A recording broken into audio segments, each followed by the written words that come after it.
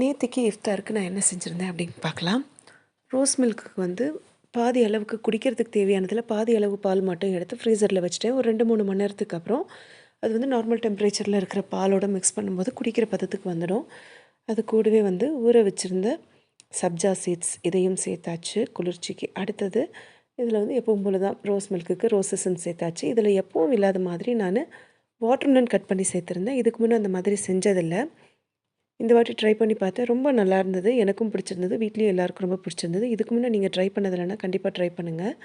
Watermelon வந்து rose மில்கில் cut பண்ணி போட்டு சாப்பிடும்போது ரொம்ப நல்லாயிருக்கு. ஓகே, இப்போ ஓவரால் வந்து இஃப்தாருக்கு என்னென்ன எடுத்து வச்சேன்னு பார்க்கலாம். மஜித்லேருந்து ஆஷ் வாங்கிட்டு வந்தாச்சு. அதுக்கப்புறம் சைனா கிராஸில் வந்து தேங்காய் பால் புட்டிங் போட்டு பண்ணி வச்சுருந்தேன். அதுக்கப்புறம் உளுந்து வடை வந்து கடையில் வாங்கிட்டு வந்திருந்தது. மசாலா வடை நான் செஞ்சேன். அதுக்கப்புறம் ஃப்ரூட் சாலட் ஐஸ்கிரீமோட கொஞ்சம் நட்ஸ் எல்லாம் சேர்த்து கொஞ்சம் ரிச்சாகவே பண்ணியிருந்தேன்.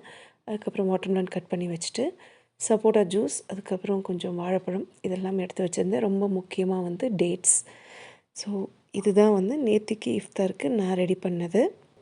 அல்ஹம்துலில்லாஹ் எங்களுக்கு இஃப்தார் நல்லபடியாக போச்சு. அதே மாதிரி ரோஸா இருக்கிற எல்லாருக்குமேவும் நல்லபடியாக இருக்கணும்னு சொல்லி நான் வந்து இறைவனை வேண்டிக்கிறேன்.